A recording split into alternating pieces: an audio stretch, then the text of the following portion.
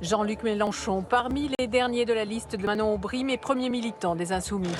Vous le faites au porte-à-porte? Ah oui, bien sûr. Ouais. Il faut quadriller à fond. Ouais, c'est ça. Privé de mandat, Jean-Luc Mélenchon s'est diversifié. Sa galaxie, c'est un blog, des réseaux sociaux et des conférences sous l'égide de l'Institut La Boétie. Les locaux de LFI abritent d'ailleurs l'école des militants, 70 élèves par promotion, 10 week-ends par an. On a des cours d'économie, de sociologie, sur les pratiques militantes, le porte-à-porte, la prise de parole en public. Plutôt jeune, plutôt urbain, la base militante veut aussi être apprenante. Est-ce qu'on a besoin d'apprendre le Mélenchon par cœur? Je pense pas qu'on apprend du Mélenchon par cœur. On est là aussi parce que je pense qu'on a beaucoup à apprendre d'un point de vue aussi rhétorique, mais aussi d'un point de vue intellectuel. J'avais un peu peur que ça soit dogmatique, voilà, que ça soit un peu l'école du parti. Et c'est pas du tout ça, en fait. Il y a des cours de très grande qualité. Vous n'auriez pas pu être chez les écolos? Disons que sans une remise en cause, on va dire, assez forte du capitalisme, l'écologie n'a pas vraiment de beaux jours devant elle. Pourquoi pas le Parti communiste, par exemple? De sa manière de voir la classe ouvrière, ça me parle pas. Pourtant, je viens de la classe ouvrière, mais ça me parle pas. Je suis pas tous les jours ou tous les week-ends autour de mon barbecue, quoi. L'après-Mélenchon, c'est préparé. C'est que là, comment dire, les capitalistes, ils en ont pour des années de militants formés, là, pour le coup. Jean-Luc Mélenchon, vous serez symboliquement en queue de liste de la liste conduite par Manon Aubry aux Européennes, qui a été lancée officiellement hier. Est-ce que vous allez être très présent dans la campagne? Comment? Des meetings? Ça va être quoi? Ça va être quoi votre rôle? C'est Bompard et toute l'équipe qui décide. Moi, je fais ce qu'on me dit. On me dit, il faut faire ci, je le fais, il faut faire là. Mais ma tâche principale, moi, j'aime le contact. J'ai dit en retrait, ça s'est pas passé autant en retrait que j'aurais voulu. Il y a eu la grève, il y a eu l'affaire de la retraite à 64 ans, il y a eu toutes sortes d'événements. Alors, votre rôle, ce sera quoi dans la campagne? Comme toujours, je suis un militant, une conscience engagée. Les meetings? Oui. Animateur de la campagne? Je fais beaucoup de formations, beaucoup. Animateur de la campagne aussi?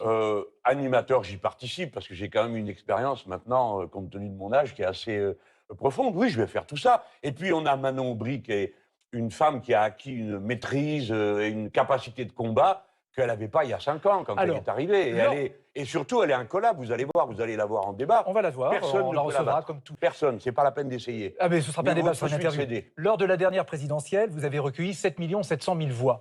Pensez-vous pouvoir les retrouver derrière Manon Aubry le 9 juin? On va essayer.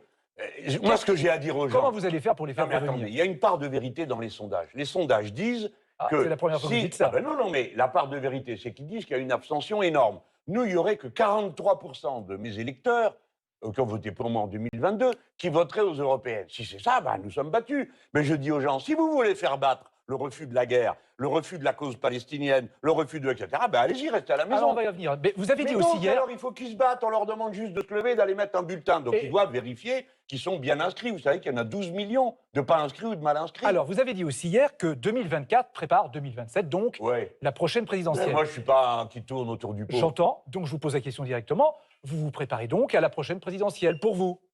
Non, non, c'est pas pour moi. Dites donc, pourquoi vous voulez m'infliger toutes les corvées? Non, on prépare... non, mais ce qui est vrai, d'abord, on prépare l'élection de 2027. Si les gens nous mettent le plus haut possible... Moi, je n'ai pas des ambitions au rabais. Je ne suis pas en train de vous dire « nous espérons être de... » Non, nous voulons battre les macronismes et talonner le Rassemblement national. Monsieur Letellier, tournez pas autour du pot. Vous espérez une arrivée Rassemblement national et vous derrière, mais ça? Oui, parce que c'est... Et supprimer les macronistes du paysage. Mais pas les supprimer, les battre. Mais nous ne voulons pas que l'élection de 2027, on recommence Le Pen-Macron. Après, qui ce sera? Le Pen-Mélenchon, alors? Ou quelqu'un d'autre. Nous préparons plusieurs hypothèses. Je fais partie des hypothèses, tout le monde le sait. Moi, j'ai mon avis sur la question, mais nous préparons plusieurs hypothèses. Il y a plusieurs personnalités, tout le monde le sait. Oui. Bon, de toute façon, aujourd'hui, quand vous regardez qui c'est qui est en tête de la gauche, c'est soit un insoumis, soit un autre insoumis, soit une insoumise. Alors comme ça, alors ça c'est intéressant. C'est intéressant parce que pour ces élections européennes, tous les partis qui ont fait la NUPES partent sous leur propre couleur. Vous le regrettez, on ne va pas revenir là-dessus. C'est chacun pour soi. Non, parce que je vais vous dire, parce que la question c'est la suivante. Ça veut dire que les européennes, le résultat des européennes va aussi déterminer quel sera le paysage politique à gauche pour 2027. Oui.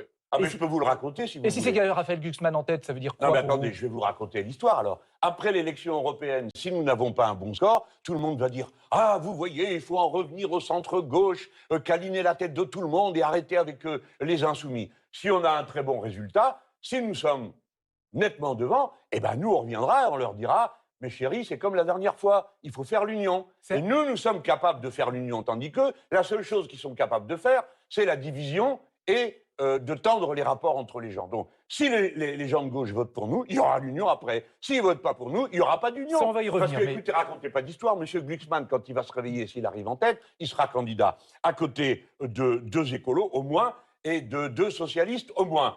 Plus un communiste, ça veut dire la pagaille. Si vous ne voulez pas de la pagaille à gauche, eh ben votez pour la liste de Brie. Parce que dedans, il y a des communistes, il y a des écolos, il y a des ex-socialistes, il y a de tout. L'union, c'est nous.